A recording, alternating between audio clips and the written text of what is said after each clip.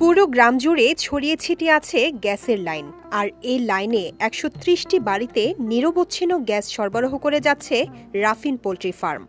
বর্তমানে ২টি প্ল্যান্ট থেকে এই সার্ভিস দেয়া হচ্ছে গ্রামে। এছাড়াও আরও একটি প্ল্যান্টের নির্মাণ কাজ শেষ হয়েছে, এখন শুধু অপেক্ষা উদ্বোধনের। আর এই প্ল্যান্টটি চালু হলে আরও ৫০ থেকে ৬০টি বাড়িতে সরবরাহ করা যাবে গ্যাস। গাজীপুর জেলার শ্রীপুর পৌরসভার লোহাগাছ গ্রামে অবস্থিত রাফিন পোল্ট্রি ফার্মের মুরগির বিষ্ঠা থেকে তৈরি হচ্ছে এই বায়োগ্যাস। এতে একদিকে যেমন বিষ্ঠার গন্ধ থেকে মুক্তি মিলেছে, অন্যদিকে আশপাশের মানুষজনের জ্বালানির যোগান হচ্ছে। এছাড়া জৈব সারেরও যোগান হচ্ছে এই খামার থেকে।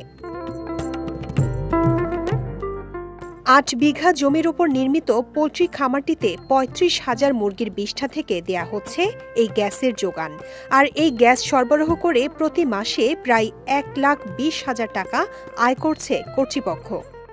আশেপাশে এলাকার যত বাড়ি ঘর আছে ম্যাক্সিমাম ধনী গরিব সবাই এই গ্যাস দিয়েই চালাইতেছে, এবং এই গ্যাসের যে প্রেশার এবং নিরবিচ্ছিন্নভাবে এই গ্যাস ২৪ ঘন্টা ব্যবহার করে অনলি ৯০০ টাকা আমাকে দিতে হয়। তারপরে যারা এই যে আশেপাশে গরিব ফেরি আছে এদের ভিতরেও আবার কিছু কম টম আছে।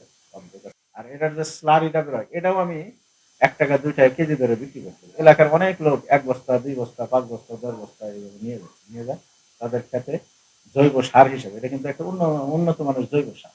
তা আমি আহ্বান জানাবো যারা এই মুরগির খামার আছে, গরুর খামার আছে, তারা সবাই জানে তাদের ক্যাপাসিটি অনুযায়ী এই বায়োগ্যাসের প্ল্যান করে, ওরা নিজেও যেন উপকৃত হয় এবং তার ফার্মটার পরিবেশও যাতে ভালো থাকে। এছাড়া অল্প টাকায় এই গ্যাস সরবরাহ পেয়ে এলাকার মানুষও সন্তুষ্টি প্রকাশ করেছেন।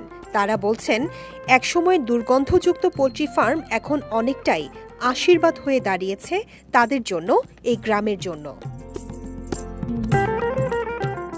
এলপিজি গ্যাসের থেকেও কম টাকায় গ্যাস ব্যবহার করছেন বলে জানান তারা। সিলিন্ডারের থেকেও কম খরচে ব্যবহার করা হয়। সারাদিন ২৪ ঘন্টায় গ্যাস দেয়, অন্য গ্যাসের মতো এটা ব্যবহার করা হয়। এলাকাবাসী যে গন্ধটা সহ্য করতে পারে না, কিভাবে তখন সে উদ্যোগ নিল এখানে এই গ্যাস উত্তোলন করার জন্য।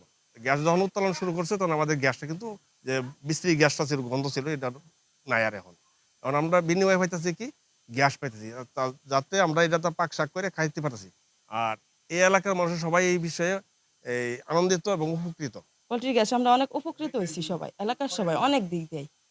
দেশের সবগুলো পোল্ট্রি খামারে এইভাবে গ্যাস উৎপন্ন হলে দেশের গ্যাস সংকট কাটিয়ে পরিবেশের ভারসাম্য রক্ষা হতো বলে মনে করছেন স্থানীয়রা।